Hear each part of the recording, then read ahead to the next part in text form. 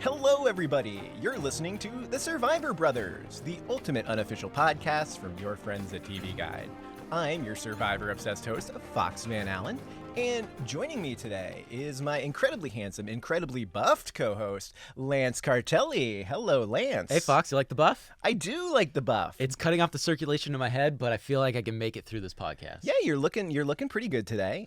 This actually feels like a pretty good time to remind all our listeners that those who may not know that all the Survivor Brothers podcasts are now available on YouTube. Ooh. So if you want to, if you're listening on Apple Podcasts or Google Play, please continue doing that. But if you want to see what we look like, you can head over to YouTube. It's a good way to listen to Survivor Brothers when you're supposed to be doing stuff at work. And you can see if our voices match what you thought we would look like and everything, which probably not. Definitely not. Way better looking. Exactly. Yes. Two handsome gentlemen.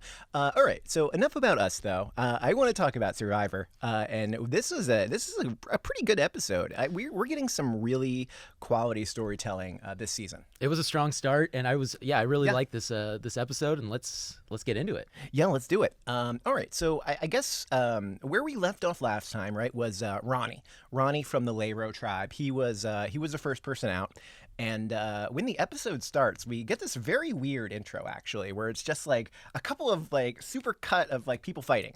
And then I love it. Yeah. And we don't need to wait long for the fighting to begin, actually, because it happens right there at the Lairo tribe, right there on the beach, right there after tribal council.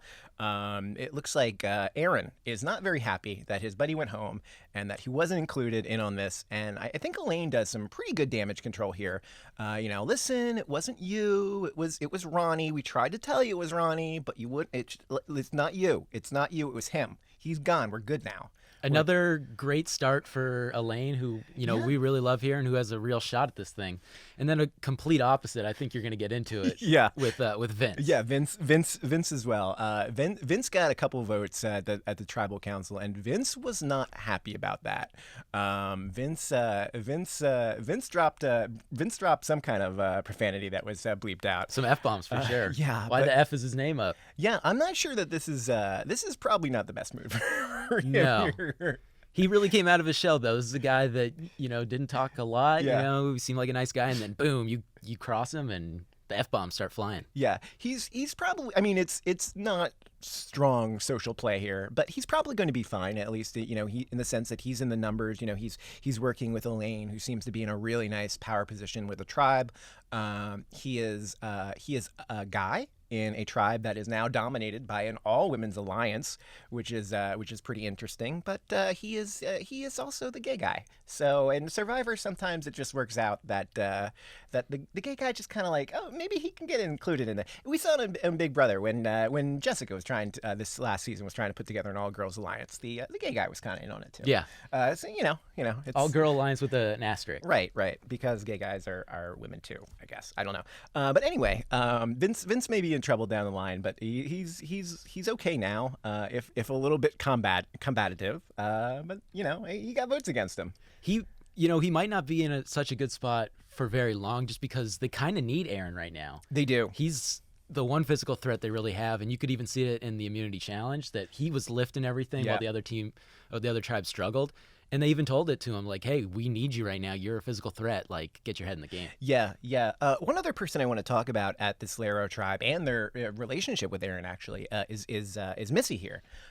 Missy, who is, a part of this all girls alliance and feeling very comfortable as part of that, kind of realizes that she needs to branch out and work with other people. And she thinks that Aaron here is someone that she can definitely work with.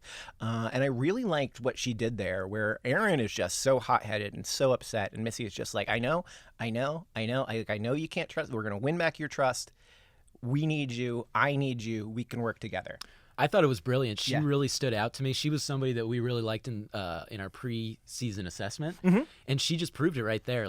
She's playing both sides, which is really savvy, and she's doing it not in a obvious way. She's hey, stick with us. We really need you right now. Get his head, which is what I pretty much said. Get your head in the game and everything.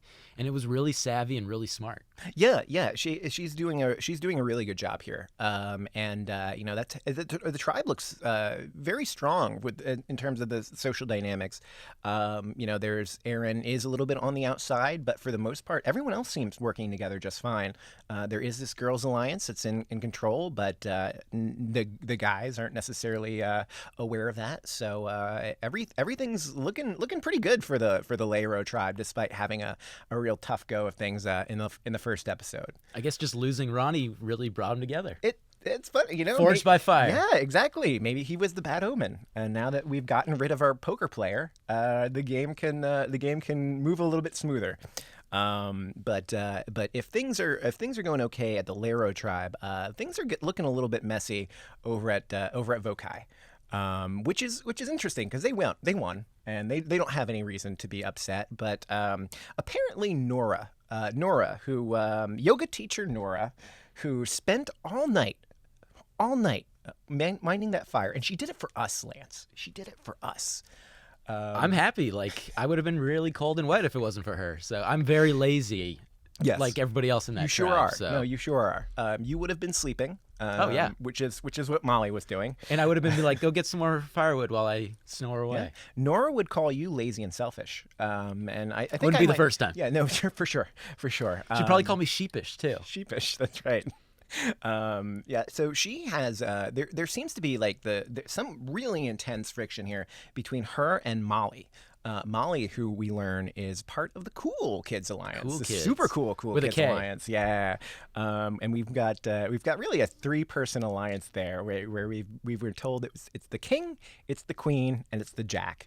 The king being Jamal, The royal party. the queen, that's right, the queen being Molly, and the jack being Jack. Yeah, It's clever. Yeah, it's real clever. I did think it was funny though. Like you get like a whole montage of Noura just like being annoying, just ragging on people and everything. It was really great. Yeah, so I kind of got like these weird flashes. So Noura is for sure on the outside of the tribe. Oh, yeah. She says she sticks out. She doesn't stick in. She is very loud, very opinionated. Dances. She's no dancing. This is Footloose. No dancing. That was a great line. It was a great line. That was a fantastic line. But Moira, it almost like reminds me of I don't know if you remember 30 Rock, but the episode where Liz goes back to her reunion. And it's like she remembered like all these problems that she had with like the popular kids and like how the popular kids were so terrible to her. And then it just turns out that like, oh, wait, she was the one who was just like super negative and complaining all the time. I got a couple of flashes of that. Noura seems like a really tough person to spend time on a beach with. You could tell she takes some old harbored feelings and she's taking it out on a lot of people that she's projecting on. Yeah. And it's really interesting. Like Molly's just the way she's portrayed is very chill girl. And then Noura, it really just comes off as jealousy. No, I mean, Nora's making for some fantastic TV right here. Absolutely. Like this is, she looked like she was in trouble partially because she is this fantastic TV. Molly seems to be playing it really cool. Like she's got, she's pretty low key about the whole thing. Maybe a little too low key. Maybe a little too low key. Not quite as low key as Jamal kind of spent the day. But we'll get the in on that a little bit. Yeah, we'll talk about that a little bit later when we get closer to Tribal Council here. But one other relationship that I thought was really nice here. We got Jason and Noura together. Now, remember, last episode they bonded because they were both at the bottom of the tribe, and they both find themselves there again. And Jason's giving a lot of advice to Noura here. He's been seeing how she's playing and just want to, step it back. I know you want to just blow up and say things, but don't, because you got me. We're trying to work together. Playing the Holly role if you are a Big Brother Brothers fan. That's right. And Jason tells the camera here that he feels like he owes her. I honestly like a lot of what I'm seeing from Jason here. Like he seems like a really fun guy. He's really into the game, and he he's clearly playing it understands the game. Yeah, he's playing it hard. Maybe played it a little bit too hard when he first landed on the beach, but I think like at this point he's gone above and beyond in terms of like walking that back and trying to show that he's not that person. You know, he's not the guy who goes off on the first 2 minutes looking for an idol, even though that's exactly what he did. He's a guy I want to see, you know, more of. I want to see stick around because, like you said, he started off on such a wrong foot, and now he's teamed up with the person that pretty much everyone hates in the tribe, and you still really like what you saw. Like, every single piece of advice made a ton of sense. You could tell he really understands and gets the game. Yeah. And he's somebody that maybe holding on to Noura for too long will hurt him, but I think he's in a really good spot for being at the bottom of that tribe. Yeah. He's not necessarily, you know, my pick for winner here, but you know, he just has a really good episode here, and he's able to, I think, now that he's survived that first tribal council and it's not him and the game's kind of moved on beyond that already, I think he's actually looking pretty good. Like, it's tough to rewind and go back to where things were a couple days, a week's for us, but days for them, right? Yep. Where we were, you know, a couple days ago, and just try to like re-put together those social dynamics that were absolutely obliterated at that tribal council. Yeah, he could have easily been the first one out if they ended up going to tribal council. Yeah. And now he's a guy that we think has one of the stronger games in that tribe. Yeah, it could have been, and it looked like it was heading there. But, you know, fortunately, things turned out a little bit differently for him. So let's we'll talk more about that tribal council in a minute. But before we do, let's talk about the Island of the Idols. We had a return to the Island of the Idols, and we're going to talk about that right after this. Okay, all right. So Lance, we talked last week about how much we're loving the Island of the Idols twist, but I am loving this Island of the Idols twist. It is a lot of fun. So we have a boat arriving at Vokai. So I guess the new mechanic is that each person is just going to randomly pick the next person to visit this island. I like that better than, you know, the tribe just picking somebody, because then it's the same person over and over. Yeah. And there's like a little bit of mystery about like why it's happening. Like, why is it Kelly who goes? Like, that's not really explained. It's just all of a sudden a boat arrives for her. I also thought it was weird that when the guy handed Dan the scroll and everything, he bowed. A little weird. Come on, Dan. Dan's a little weird. Yeah. Oh yeah. And Kelly. I like Kelly a lot. She's a thinker. She's deep in the analysis and a germaphobe. And a germaphobe. And the moment she is on this boat, she is immediately thinking, okay, Island of the Idols. What does this mean? What am I in for? So she arrives, and of course we have the epic moment again where she sees I believe she called them 30-foot tall. So they're getting bigger with each episode. They're adding some more wood to these things. Wood grows, so that makes sense. Yes, it's like a living statue of Sandra and Rob. She lands on this beach, and she's expecting Cochrane to pop out of the bushes, which I think is a really fun callback. It was. And then Sandra, one of her many great lines in the night, this is better than Cochrane. It is better than Sandra, she is like, per minute, she is just the MVP of this show. She is really great. Like, and that is not even the only, like, she's got some great lines in this episode. But yeah, like, I think the Cochrane thing is actually a callback, I think, to Game Changers when Debbie wound up on a boat with Cochrane to get advice from Cochrane. Yeah. So Cochrane is like the original idol, which is like, I like that. Like, that was where Kelly was thinking, because she was right. For somebody who says she has a terrible memory, that's a pretty good callback and good memory for her. Yeah. I also thought it was interesting that she was like, oh, could I be heading out to smash some urns? And that is the exact same lie that who was it? Elizabeth. Last week told her tribe. But that's like the first thing that, like, there's no communication between these two. They just both came up with the same, like, maybe there are urns there. No urns, just Sandra and Rob. Way better than urns. Yeah. So this particular Survivor lesson is about listening and forming bonds with your tribe mates. I would be bad at this. I think you would. I have selective hearing. Yeah. So, but I am good at blocking people out that I don't want to listen to. Yeah. And I start hearing about people's, life stories. I'm out. Yeah. All four of the dogs, right? And the branches of the military. You start talking about your daughters and stuff.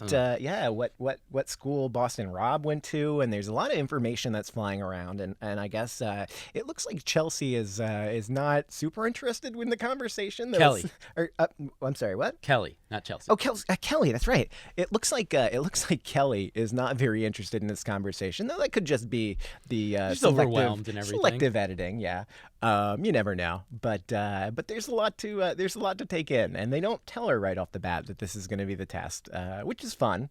But did you how first of all, how did you do on this test, Lance? Were you playing along at home? I was playing along, and I got them all right, of course. I did too. They weren't very hard, and this was so much easier than the previous week where you have to go against Boston Rob, who is the master at this. Yeah. And this is just something where even if you're slightly paying attention, you can kind of get it, and especially when Boston Rob sweetens the deal. Right.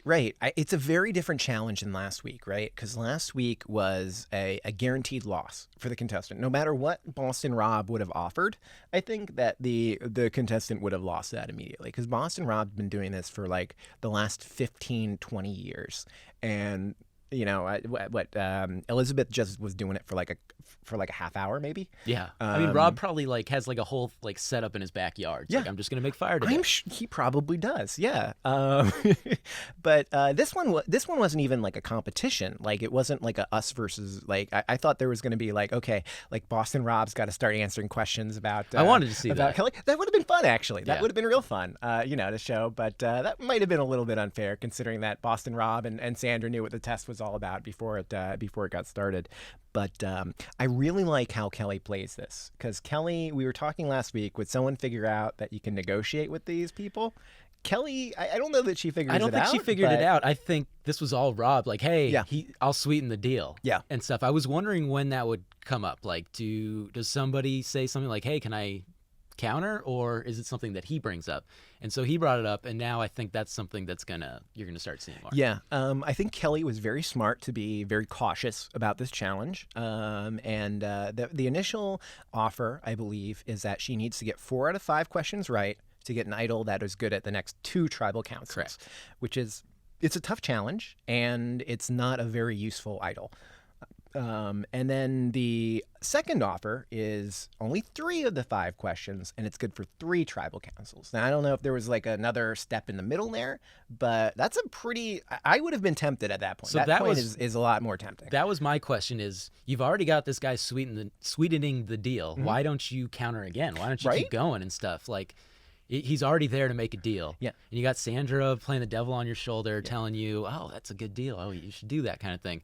But if there's one offer, there's got to be 2. Yeah, it's like you're at a flea market, and you're like you're negotiating with someone. It's not like you're negotiating with the person who owns the item. It's just like he's just watching the stand. He knows he can sell it to you for $40. And it's better TV when there's a deal. You don't want to go there and just be like, no. So they're, you have the leverage.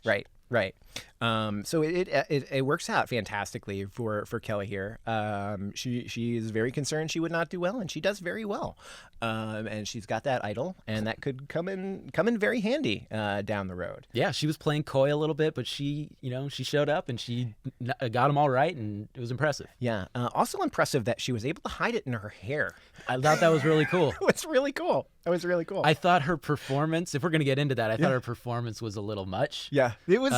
You were correct. The performance crying, I wasn't buying. I was waiting for somebody to be like, I'm not buying this or anything. Right. It's like, I'll strip down. Like, anybody that acts that much, you could tell they're hiding something. Yeah. But it was still really cool for her to hide in her hair. Yeah.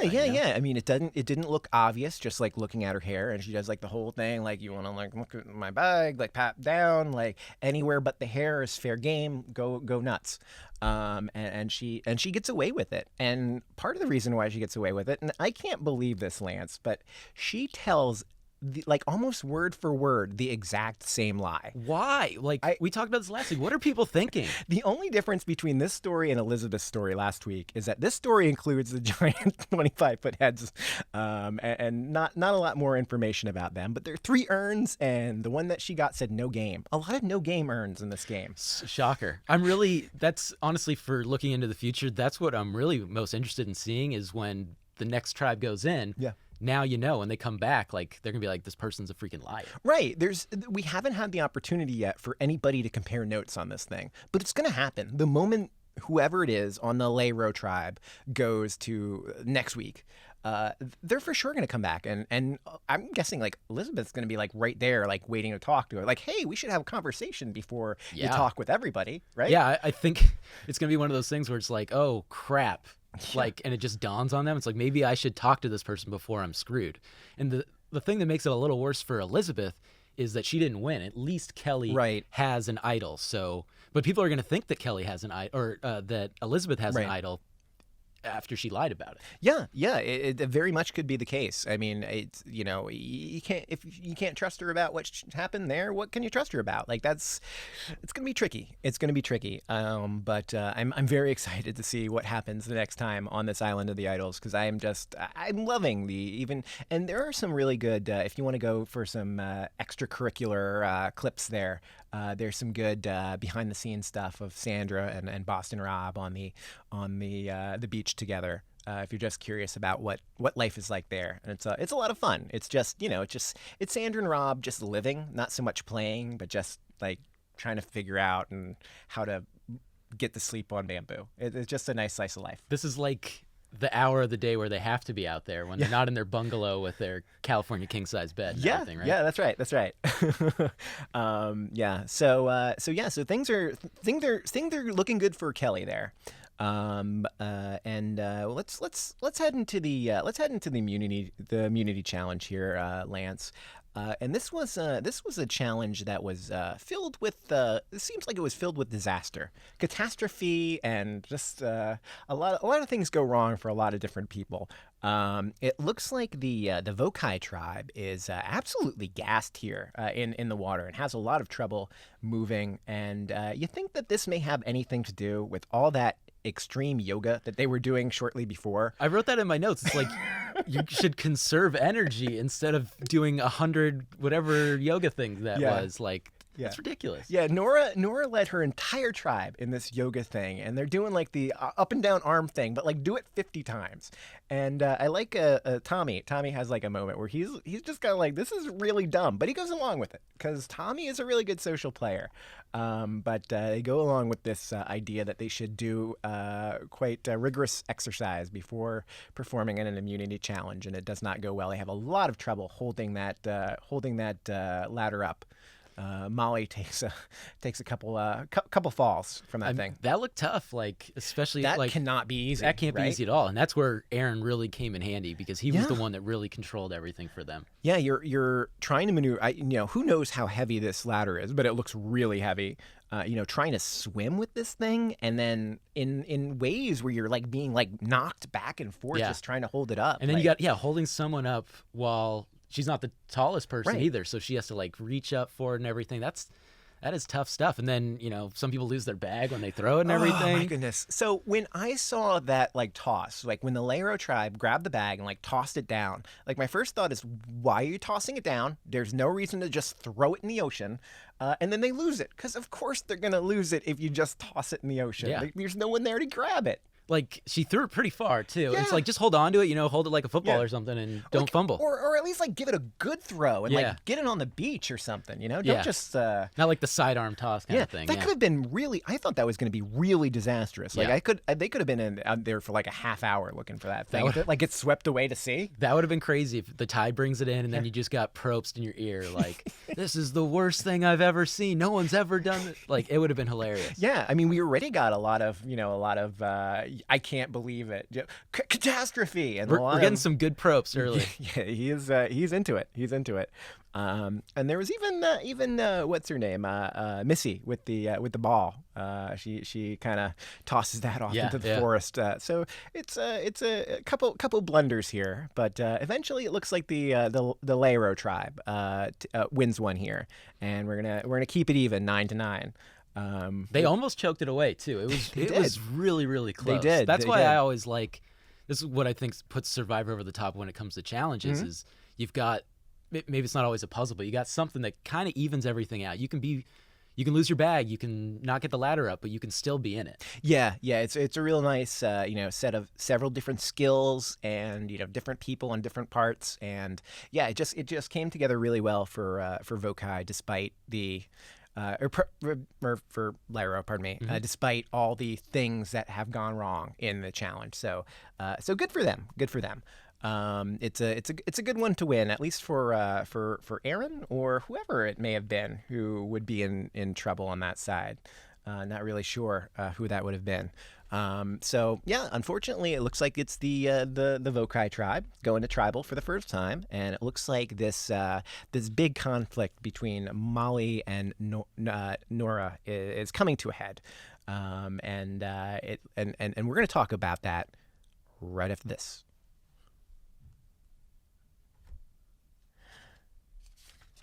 All right, so we are back, Lance, and we have a heck of a tribe going on here, and again, we mentioned it earlier, but it's very clear where the lines are here. We've got a group of three, the cool kids, the royal family, who seem to be running things, and they seem to be really impressed with how they are making it not look like they're running things. I mean, if we're going to get into it now, Jamal, what the hell, man? Jamal, like, yeah. He says everything you're not supposed to say in Survivor. It's like the whole one-on-one interview that he's had, he's just complacent, he's cocky, he's proud of themselves. Like, you can't think of a bigger red flag. Like, they always show that before bad things happen. Yeah. They looked like they were in a really good spot, and they looked like they were in a good spot the week before, but once I started seeing these little, we're doing so great, like, I'm really impressed with how well I'm playing the game stuff going on. It's like, that is not a good sign. That is, you are being set up for a fall there, buddy.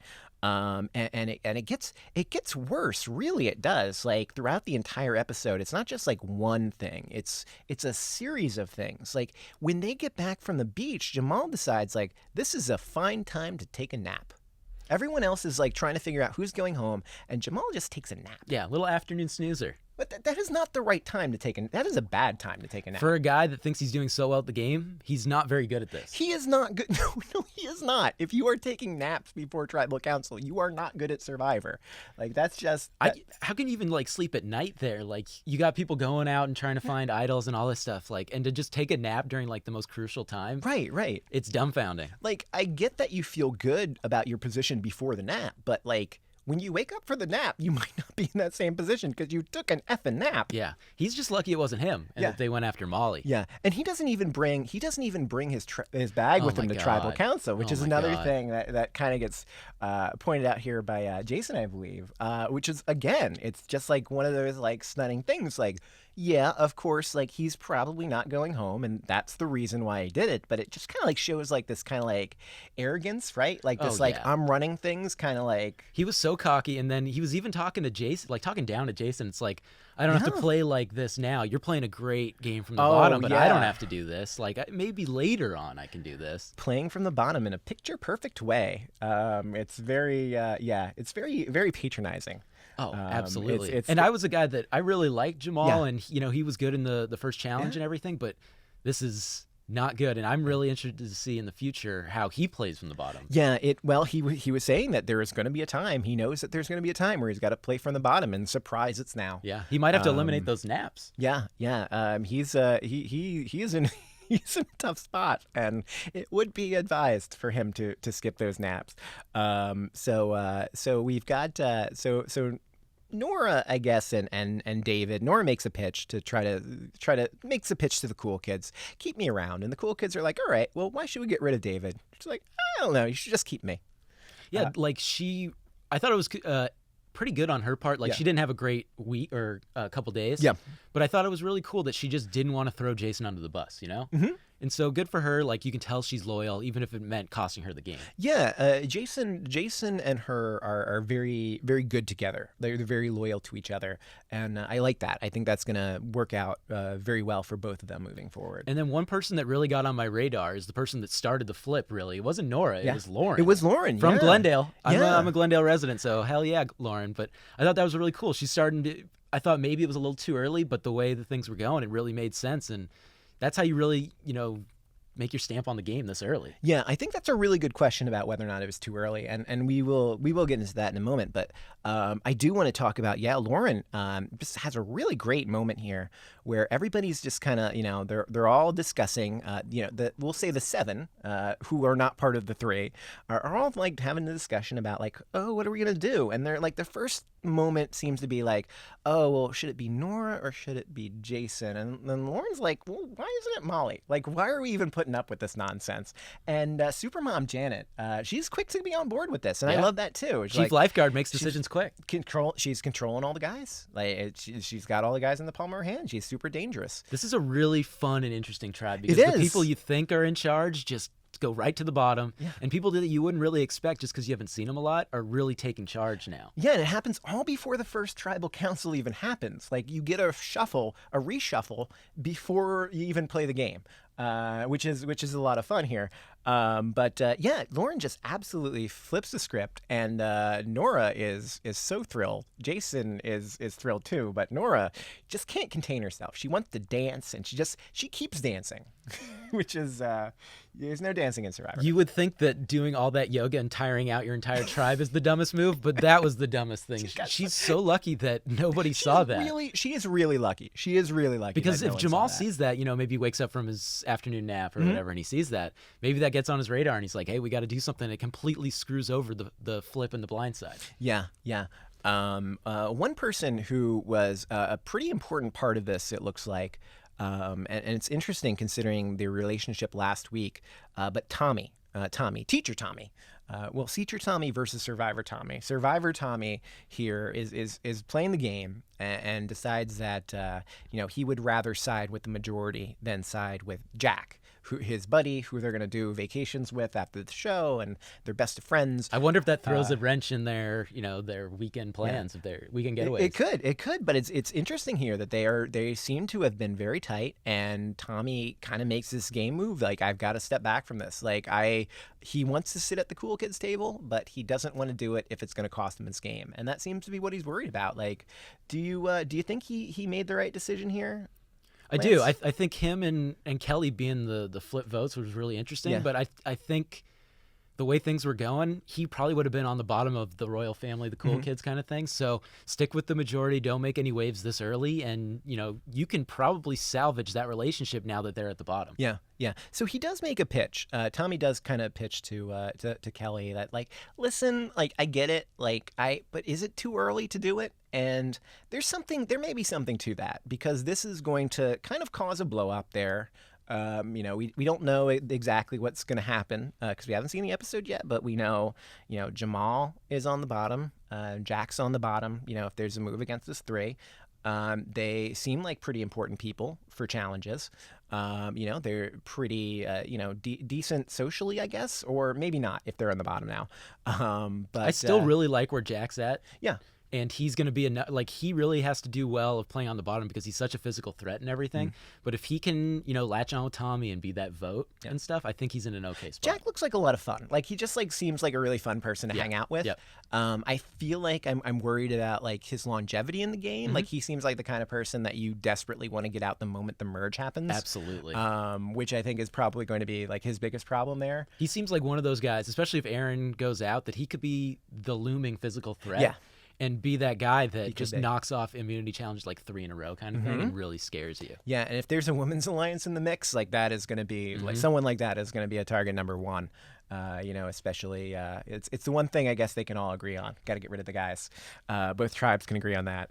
I'm really interested to see where Tommy's game goes from here, because it looks like he's either making a gigantic mistake that's going to cost him the game because he didn't stick with the people who he was closest with, or he's going to be a fantastic player who's going to go really deep because he's able to make these nimble moves, jumping from a group who's out of favor to a group that's in favor. And it seems like he's got really good social bonds, not just with Jack here and not just with Jamal and Molly and that majority, or that cool kids group, but also with Kelly and the other people in the tribe, which really puts him almost, it's not really a swing vote position, but it almost is. It's like a swing, his vote doesn't matter. It's not the deciding vote, but he kind of is in this, but he can go the where he wants. Yeah, he goes where he wants. And now that he is close with Kelly, who has this idol, that just makes his position even stronger. Yeah. He doesn't know it yet, but he's that's exactly right. And that might really come in handy, because if people do flip on Tommy, Kelly might be like, hey, this is only good for a couple weeks. I got to use it to save my guy. They're only, and that's what really makes these Island of the Idols interesting. It's because they are with such very short expiration dates that you don't want to just waste an idol, right? Like if there's any reason to, like any benefit that you can get out of using this idol, you do it. Like there's probably going to be some kind of cost to using it and like showing that you have it and that you're kind of the threat out there. But if things are looking like they might not be going your way, or someone, just use it, right? Yeah. Yeah, unless you are like extremely worried about a tribe swap and being like, oh, maybe I don't have the numbers and I need it then. But yeah, if you are, or you or any of your allies are in a bad position like that, you have to use it. Yeah. I mean, obviously, don't burn it at this tribal, and you don't burn it the next one. But if it's, at that third tribal council, it's use it or else. And if there's a reason to use it, right? Because you got to build that. Got to start building that resume sometime. Yeah. It's really interesting because you want to build the resume, but you don't want to get on people's radar either. But the resume is more important at this point. That's right. So no idols are played at this particular tribal council, and we do have Jason opening up his bag and proving that there is no idol in there. He almost did the Kelly thing where it's like, I'll strip down or whatever. Yeah. One thing I did think was funny before we get into the actual tribal council, Noura almost lit her hair on fire. Like that was pretty amazing. That was a good little edit and stuff. She's like, oh my God. And that would have been disastrous, my opinion. That would have been disastrous. Yeah. A lot of fire drama going on. So Boston Rob notices just how hard Jason's playing here. Again, fantastic that Boston Rob and Sandra are listening in on these tribal councils. It's really cool because even if like maybe the more experienced survivor watcher won't pick up on like, hey, this guy's actually doing smart things, but to get that like confirmation bias where it's like, oh, Boston Rob thinks he's playing well, okay. Yeah, it's got like this really cool feel to it. Like it's like you're watching like with them. Well, you know how much I love Sprots, right? Oh, of course. I'm a Sprots fan. You're a big Sprots guy. I love the football games and the baseballs and all that. Yeah, all those matches. But it's the matches. Oh, I love a good match. But it's like having like those color commentators there who are like, you're watching the action and it's just like, oh dang, they played her ass. Yeah, it's really cool because you got Probst in like the play-by-play role and everything, and he's good. Obviously, he's great. Yeah, he's in and the then moment. you got the little one-liners and everything, and Sandra is the queen of the one-liners too. She's so it's so amazing. Good. She is so good. So thankful to have her on this season. One interesting for our Big Brother fans in the audience, there was a slight BB21 unintentional callback here because Dan is playing chestnut checkers. Yep. Chestnut checkers. I wrote that in my notes. Dan is doing his best Mickey. It's good. That's exactly who you want to tie yourself with. Well, here. Those two might be the two more controversial people in both seasons. You never know. There's not an awful lot of drama here at Tribal Council. It's really just Jamal looking like an idiot and being way too cocky. It is, and way too cocky. Indeed. It's a bad look. I think even when you have the power to make it that to like flaunt obvious. it and everything. Yeah, he really does flaunt it here. From previous in the episode, he's like, we're running the game, but it doesn't look like we are. But when you do that stuff, that's like, hey, I'm running the game. Well, at least I think I am. Yeah, I don't understand what part of this he thinks is like undercover, because like he is so out in the open with all this. Like no part of this is undercover. If you take like the optimistic view, maybe this is what he needs to just like, it's like the shot in the head kind of thing. It's like, oh crap, I'm playing the game. Let's do this. Yeah. But I'm not encouraged. Yeah, even back before Tribal Council at the well, when Moira's making her pitch, she's doing it like to them together, like to that alliance, and she's calling it out like, you guys are kind of like the people here, like you're the ones I have to talk to, because without saying it, you're running everything, so I need to talk to you. But that still does not kind of cross. This does not compute. Yeah, watching it, you're just like, what the hell's going on? Like, what are you thinking? So I don't know if there's more to it, but it's really hard to watch. Yeah, feeling very comfortable despite having no evidence. There's just no, like, I can, like, if they were running the majority alliance, maybe, but they don't, like, it's not a majority alliance until that first vote. You've been there a handful of days too. Yeah. It's like, you're not, the mastermind that's going to run everything this whole time. Like, come on, man, play the game. Yeah. It does not look good, and it's too bad. It's too bad because there's a lot of promise there, and I think it's going to be, I think it's going to be hard to come back from this. Like, I just get the feeling like, I don't know where this story arc is going, the Jamal story, where it's going, but very rarely I feel like in Survivor does someone like kind of get that edit, like tough edit to start out with, and then kind of like have that turnaround. Like there are turnarounds and like redemption arcs all the time in Survivor, but this just doesn't feel like the start to one. I think another bad thing for him is that you also have Jack, who's a physical threat that people seem to like more.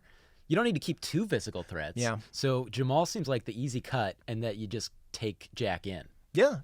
I think it's really going to be interesting over the next couple of days what Jamal does to try to fix it and how he does play from the bottom. He better start looking for idols. Some people are a lot better playing from the bottom than they are from the top. So maybe this could be a good thing for his game. That's what I'm saying. If it's a maybe. reality check for him, then and it gets him in the game, great. But like you said, it's not looking good, and the edit. Obviously, not a good start. Yeah, there's plenty of Survivor yet to be played. There are going to be tribe switches. There's going to be shuffling. He could wind up in a completely different tribe, and be doing great in the future. Who knows? But not looking good. Not looking good in the short term anyway. It looks like though he has a bad night. Molly's night is just a little bit worse on account of her taking 7 votes at this tribal council. Even Tommy votes against the queen. And this particular queen does not stay queen. She didn't last very long. Nope, her ass gets bounced out of the game. And we get the real queen with what I think is the line of the night. It is the line. Dang, they played her ass. That is the line of the night. That should have been the title of the episode if it didn't have a spoiler in it. I guess. Yeah. It's just name every episode after the thing that Sandra says. I think that's gold. I mean, why not? Yeah. YOLO, let's play. YOLO, let's play. Like maybe like in 2012. That's like a good name and everything. That's the coolest Kelly's ever been. This is the coolest thing she's ever said. That's good for her. Do people still say YOLO? I don't think so. I don't think so. Not unironically. I know people who have that tatted on themselves. Oh no. I won't say names or anything. Oh but no. Yikes Indeed. That tattoo did not age well. Oh boy. All right. Well, anyway, don't do that to yourself, please. But YOLO, right? Yeah, YOLO. All right. So where do we think this game is heading from here? Do we think that this Vokai tribe is going to be able to pull things together after this particular tribal council? I think so. Like, I really think it's wide open right now, and I think they can do it. Like, all the immunity challenges have been close, despite what looks like on paper like they aren't very close as tribes and everything. So I think it's one of those seasons that goes back and forth until we get a tribe swap. Yeah. I'm very interested in the dynamics of the Vokai tribe here. Like, I feel like we got a really good look at it, tribe culture. But there are a few people we saw Dan in there, where Dan's kind of like, I don't like Molly, and also I don't like Noura, and so it's hard to see where his head is at. He doesn't really factor into this vote, or at least that we see. There's 7 people involved in this vote, and we really see the 2 people here, what was Lauren and Janet, who really seem to be kind of getting the wheels in motion, so to speak. Yeah, I do want to see if Lauren becomes a power player and stuff, because as we've, from the glimpses we've seen, she has done a really good job of getting people on her side and stuff. And good confessionals, too. Yeah. Oh, yeah, 100%. And then for the Lairo tribe, they seem pretty strong now that they got Ronnie out and everything. Can they get Aaron back in the fold? If he can, stay a physical threat for them, that's huge. And then I think if they lose, Vince might be the easy one to go. Yeah. And then that might even make your team even stronger. Vince could be. I get the feeling like Vince is going to be okay. I just feel like he's very tied in with he's in Elaine. A really good spot. And I think being tight with Elaine is exactly where you want to be on that tribe. Yeah. Him and Tom, the former hockey player, they're in really good spots. Yeah. Him and Tom, as far as, as good of a spots as you can be, being up against all women's alliance. If you look at that tribe, we just named almost that entire tribe. You still have Missy, who we think is in a really good spot. She is, and then you've got Chelsea, who has the immunity idol, who's in a really good spot. Yeah. So that's one of those things where it might be down to 1 or 2 people already for that next one, where I think Vince might be in some trouble. Maybe Missy, if they want to go after a strong player that maybe isn't part of that smaller alliance in there. Yeah. Also, Elizabeth is there. Elizabeth is there. And she, maybe that saves Vince if they come back, they find out she's a liar. That could be exactly what Vince needs. That really could. Yeah, I got a little bit turned around when it was Chelsea was the one who made the fire in moments. Chelsea started the fire. And then she found an idol. And then found the idol. Like we didn't even talk about that yet. She found an idol. In pitch dark, too. Like, yeah. That was impressive. Just throws her hand in there. Like, we haven't seen a lot of her, but, digital content creator just like us. Yep. Shout out to her. Mm-hmm. She's another person I really want to see because she has this idol, and it's not one of those idols that's good for a couple weeks either. Yeah. So she is not somebody that's really gone on anybody's radar. Is that something she can hold on for like a longer period? Yeah. It was it was such a surprise that she found it that I actually thought it was Elizabeth who started the fire, and it's like, oh wait, no, that's not her. Yeah. That's not her at all. And then she found the idol. So Elizabeth learned that for nothing. Exactly. Well, yeah, I thought that's what that was all about. Like I thought that like if there's someone who's gonna like stand back, I got this fire thing, it would be her, right? Because she's just spent all this time learning it. But maybe that would give away her lie about the urns. Maybe. Or maybe, that's a good point. Maybe she taught Chelsea. Maybe the students become the teacher. A lot of unresolved questions about fire making. God, if only we'll find out. This Final Four fire making challenge, though, is going to be lit. Oh, it's going to be juicy. We got some experts here. Can't wait. Can't wait. I know how much you love that. Yeah, that's right. Jeff is very excited that we're talking about this fire making challenge and that we can't wait for it. Jeff's definitely listening. I presume he is. If anyone's listening, it is Jeff Probst, and we are happy to have him as a listener. Thank you, Jeff. And thank you, everybody else, as well. All right, so I think that just about wraps us up for the episode. We got Survivor and Go to the Week. But we do have to talk about our winner and our loser here. Our Survivor of the Week, Lance. Who do you got? Who do you have for your Survivor of the Week? I just sang a song for her. I'm going to go Chelsea. Okay. She started the fire. She found Immunity Idol, and her tribe didn't have to go to tribal council. You can't really ask for like a better couple days than that, right? Yeah. No, that's a really good. It's a really good episode for her. I really like Tommy. Like, I really think Tommy came across really well in this episode. You love your gingers. I get it. I do. He's a good-looking ginger too. I like a lot what I see out of Tommy. It's a good year for reality TV Tommies on CBS. Yeah, I think I saw you tweet that. Yeah, I did. I'm all about him. Yeah, he just has a great episode. He makes that move over to the majority out of that group of three, and looks like it may have saved his game here, because and maybe saved his tribe, because it's 6 against 4. That's a real tough split to have before you go into any kind of tribe swap. Yeah, I really liked what he did. And we'll see if he made that right decision. Yeah. All right. Goat time. Go to the week. Who's your goat? I'm going to go easy. It's got to be Jamal. Okay. He was just entirely too arrogant. And when you get cocky and complacent in Survivor, bad things happen. And that's exactly what happened. Yeah. And now, we pretty much ragged on him this whole podcast and stuff. And he seems to be the odd man out, especially if we think that Jack is going to be the guy that aligns with everybody else as that in the bottom. Jamal is going to get to play perfectly from the bottom if he can. Yeah. It is. I mean, it really is just such a glaringly bad episode for him, in the sense that he kind of everything that could go wrong for him, everything that he can do wrong, he does wrong. So it's hard picking out someone aside from that, or possibly Molly because she went home, but you know that's a little bit too easy. Yeah. I mean, it's the. I wanted at the beginning of the episode to call Noura my loser of the week, but it's not. She did fine. Like she's my second loser. She's my goat. She's kind of turning it around. She may be the goat in the sense that she's not going to get votes at the final tribal council, because she is kind of that stick out, not stick in kind of person. And that's going to be tough to win like that. But I just don't see her getting carried to the end, even if she is a goat, just because she's already on so many people's radars as being annoying, and people don't want to have that around. Like, no matter, like, I understand winning the $1 million and stuff, but you still have to like have some kind of quality of life there. Yeah. If you'll permit me to go back one, and because we're talking about Noura, but another good candidate for winner, this Survivor of the Week is actually Jason. Jason, who was Dead Man Walking last week. Now, not only is he no longer on the bottom, he has that reshuffling, but if for some reason it does again come between him and Noura, it looks like a lot of people are looking at Noura just because she is kind of tough to deal with, right? Yeah. So he's looking in really good shape, at least compared to her. He's looking in really good shape. Yeah, and if you go from one episode to the next, there isn't somebody there might not be a bigger winner Yeah. in that difference and stuff. So, yeah, I'm with you. I also thought if we're going to go one more winner, I thought Missy.